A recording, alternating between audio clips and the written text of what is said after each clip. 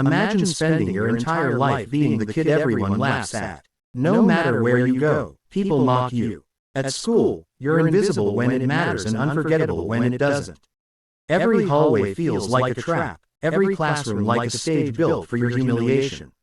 For Kelly Burns, that's just another normal day. Living in a small town with his hardworking mother, Bernice, Kelly has never fit in. He's awkward, lonely, and burdened by a strange eating disorder that makes him chew on things nobody should eat. Because of it, students treat him like a freak rather than a person. The worst among them are a group of local bullies led by Nelson and his friends. They spend their days tormenting Kelly, recording his embarrassing moments, and turning him into entertainment for the entire school. The only person who ever shows him genuine kindness is Dominique. Kelly has secretly liked her for years, but he lacks the confidence to tell her how he feels. To him, even a simple conversation with her feels like winning the lottery. But while Kelly struggles through another miserable week, something much darker is unfolding nearby. Late one night, an aging drifter named Flugger arrives at an ancient cemetery hidden on tribal land. Carrying ritual tools and fueled by obsession, he begins digging into a sacred grave. Whatever is buried there isn't meant to be disturbed. After uncovering a skull marked by strange symbols, a powerful force erupts from the grave and crashes into him. Instead of running in fear, Flugger smiles. He came searching for power, and now he has it. Over the following weeks, rumors begin spreading about a mysterious healer traveling through nearby towns. People claim Flugger can cure pain, heal injuries, and perform miracles that doctors cannot explain.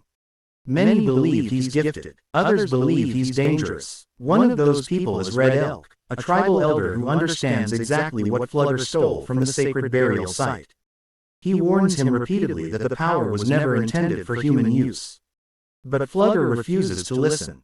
Power has a way of convincing people they're untouchable. Meanwhile, Kelly's health continues getting worse. His eating disorder becomes increasingly severe, and Bernice grows desperate for answers. Doctors recommend therapy, medication, and treatment programs, but nothing seems to help. Then she hears about Flugger. Desperate mothers will try almost anything to save their children, so she invites the healer into their home. At first, everything seems normal. Flugger places his hands on Kelly and attempts one of his healing rituals. Then something goes horribly wrong. The mysterious energy inside him reacts violently. His body begins failing. Pain spreads across his face. Within moments, the healer collapses to the floor, dead. Just like that, nobody understands what happened. The authorities rule it a medical emergency. A tragic coincidence, but they are wrong, because something transferred during that encounter. Something powerful, something alive. The next morning, Kelly notices changes. Small ones at first. A cut heals almost instantly. Bruises vanish without a trace. Pain disappears before it fully registers.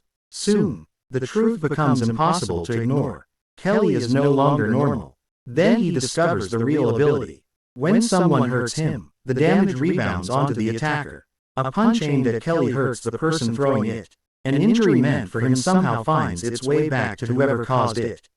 It's as if pain itself refuses to touch him.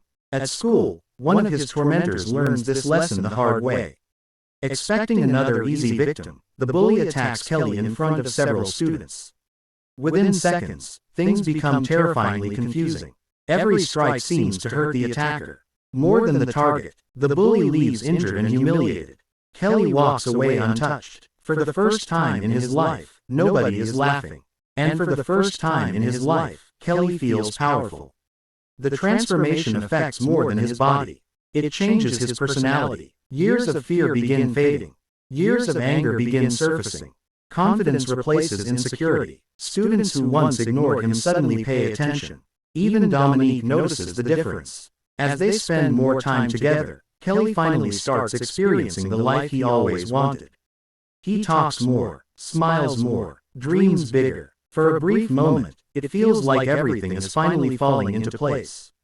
But revenge has a way of disguising itself as justice. The more Kelly experiences his new abilities, the more tempting it becomes to settle old scores. Every insult, every humiliation, every painful memory, they're all still there, waiting. Then tragedy changes everything. One night, Nelson and his friends decide to pull a cruel prank. Believing they're only trying to scare Kelly, they target his trailer home. What begins as stupidity quickly turns into disaster. Inside the trailer, a gas line becomes damaged. A spark ignites. The entire structure erupts into flames. By the time help arrives, Bernice is gone. Kelly loses the only person who truly loved him. The grief destroys him. The shy teenager who dreamed about dates and friendships disappears. In his place stands someone consumed by pain. And now that pain wants company. As investigators search for answers, Kelly begins uncovering details that suggest the fire wasn't simply an accident. Piece by piece, he learns who was responsible. The truth ignites something dangerous inside him. He wants revenge. Not tomorrow, not eventually. Now, one by one, those connected to the tragedy begin experiencing horrific consequences. Accidents, deaths, unexplained injuries. Fear spreads throughout town. Nobody understands why disaster seems to follow Kelly wherever he goes. But he knows, deep down, he has stopped caring about innocence. Stopped caring about consequences. The power is changing him. And worse, he likes what it's doing. Dominique notices the darkness growing inside him. She tries convincing him to let the law handle things. To walk away, to heal. But grief doesn't listen to reason. Especially when supernatural abilities make revenge feel possible. As tensions escalate, Red Elk realizes the situation is becoming catastrophic. The sacred force stolen from the grave wasn't meant to protect people. It was meant to remain sealed away forever. Every day it remains active, more lives are placed at risk. According to ancient knowledge, only one solution remains. The power must be returned, and the current host must die. Unfortunately, that host is Kelly. The revelation forces everyone toward an inevitable confrontation. Old enemies, broken friendships, hidden truths. Everything collides during a final series of violent encounters. The surviving bullies desperately search for a way to weaken Kelly. Law enforcement struggles to prevent more bloodshed. Dominique refuses to abandon the person she still believes exists beneath all the anger. But fate has already begun moving. By the time the final showdown arrives, multiple lives hang in the balance. Bullets fly, confessions emerge, years of hatred finally explode into the open, and Kelly is forced to confront a devastating truth. The power that protected him from suffering has become the very thing destroying his life. Every gift carries a cost. His just happens to be measured in human lives. In the emotional aftermath, Kelly makes the hardest decision of his life.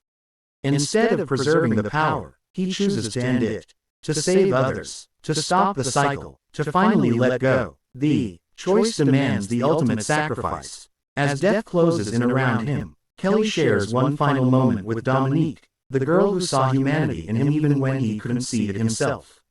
Their story ends in heartbreak, or at least that's what everyone believes. Because some legends don't die easily. Later, authorities transport the bodies away, convinced the nightmare is over.